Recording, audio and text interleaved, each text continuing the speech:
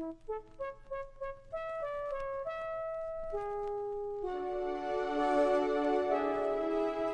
meu reino tem muito a dizer, não se faz como quem procurou.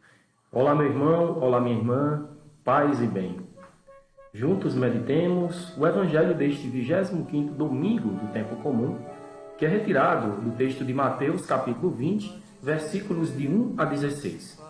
Jesus está mais uma vez falando do reino dos céus através de uma parábola que tem a característica de ser revolucionária, surpreendente e provocativa. É conhecida como a parábola dos operários da vinha, mas há quem prefira chamá-la de a parábola do patrão que queria trabalho e pão para todos. O dono de uma vinha é o grande protagonista desta história que nos é contada por Jesus. O dono da plantação de videiras saiu pessoalmente à praça de uma cidade logo cedo para contratar pessoas para sua propriedade. Os trabalhadores rurais de Israel trabalhavam do nascer ao pôr do sol naquele tempo. Provavelmente era outono na região da Galileia, e nessa época do ano se faziam intensamente as colheitas de uvas para produzir vinhos e uvas de passas ou de mesa. Muitos operários ficavam nas praças esperando aparecer algum proprietário de vinha para contratá-los. Naquele tempo, muitos dependiam desse trabalho para garantir o sustento das suas famílias. O proprietário saiu outras vezes durante o dia, entre as 8 e 9 da manhã, na chamada terceira hora, entre meio-dia e o início da tarde, naquela que era conhecida também como a sexta e a nona hora, e por fim, na 11ª hora, quando restava apenas uma hora para ser concluída a jornada de trabalho. No final do dia, embora o trabalho tivesse sido desigual, o patrão pagou, como valor pela diária, 1 denário, que era o suficiente para garantir o sustento das famílias dos empregados. Mas, diante da bondade do patrão, alguns trabalhadores se deixaram levar pela inveja por causa do bem que os seus colegas da última hora haviam experimentado. O patrão então responde a eles de forma admirável: "Vocês têm inveja porque eu sou bom?" Com isso, Jesus está querendo nos dizer que Deus ele não segue os nossos esquemas de justiça e de igualdade. Deus ele não faz a medida dos nossos méritos pessoais, mas ele busca atender às necessidades mais urgentes do homem, garantindo que ninguém passe fome ou sede de alimento, de amor e de paz. Para nós, é muito difícil acreditar nessa bondade infinita de Deus que Jesus tanto falava. Alguém pode se escandalizar porque Deus é bom para com todos, ainda que mereçam ou não o seu amor, que virem as costas ou não para Ele, ou que até duvidem da sua força e da sua presença. É isso mesmo. Deus, Ele ama até aqueles que o ofendem e pregam que Ele é uma farsa. Mas Deus é assim mesmo. E a melhor coisa que nós podemos fazer é deixar Deus ser Deus. É não querermos amesquinhá-lo com as nossas ideias e esquemas, como se nós quiséssemos enquadrá-lo no nosso jeito egoísta de amar, ou seja, amando alguns e odiando a outros.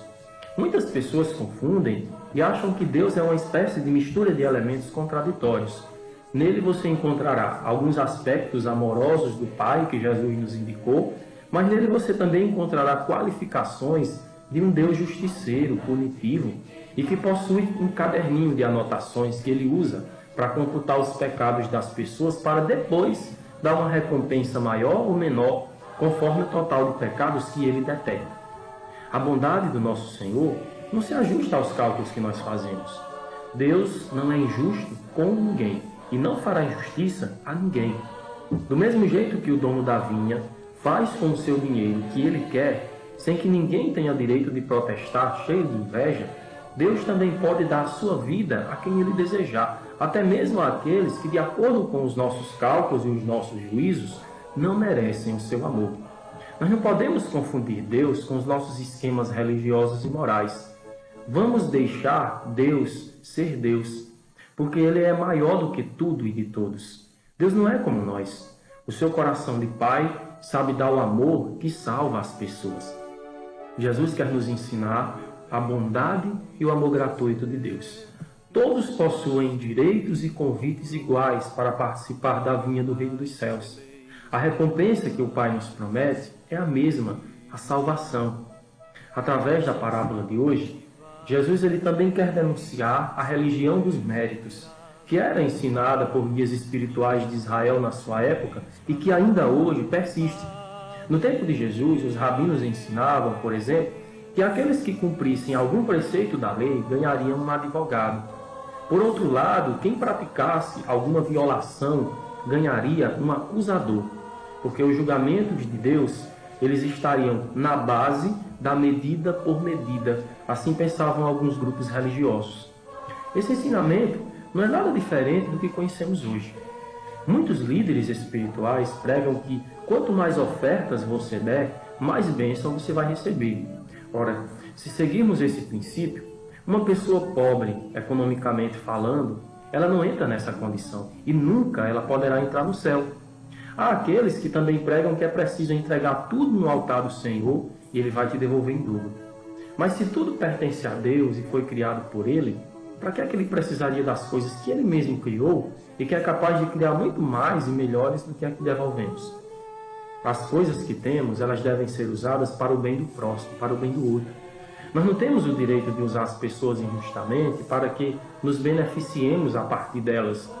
O maior erro dos operários da última hora, na parábola que Jesus nos conta, foi terem trabalhado muito mais para eles mesmos do que para Deus. Quer dizer, eles não trabalharam com amor. Por isso que eles aceitaram o pagamento da diária, mas não aceitaram que os outros, na última hora, recebessem de forma igual. Deus, que é representado no Evangelho de hoje pelo dono da vinha, ele mostrou generosidade com os empregados da última hora e mostrou ser justo com aqueles da primeira hora, porque ele pagou o que eles mereciam. O critério que Deus tomou para pagar os empregados não foi um critério econômico, mas foi um amor gratuito, que é um atributo do seu ser profundo. Deus anula os privilégios dos primeiros, que queriam manter uma distância dos últimos, e supera a deficiência dos últimos. O Evangelho desse domingo é um convite para nos colocarmos diante da bondade generosa e sem fim de Deus. Nós somos chamados a perceber quanta mesquinhez existe em nossa vida, que se manifesta muitas vezes na forma do ódio, do rancor e da inveja. Nós precisamos esquecer que os nossos esquemas, eles não nos levam a nada. Temos que esquecer deles. É preciso silenciar o nosso interior, escutar a vida que palpita no nosso ser, esperar, confiar, deixar aberto o nosso íntimo, porque Deus é bom para com todos que merecem ou não o seu amor. A sua bondade, ela ultrapassa, ela vai muito além dos nossos cálculos e vai além da fé dos que creem nele ou não. Que Deus abençoe e ilumine o seu domingo em nome do Pai, do Filho e do Espírito Santo. Amém.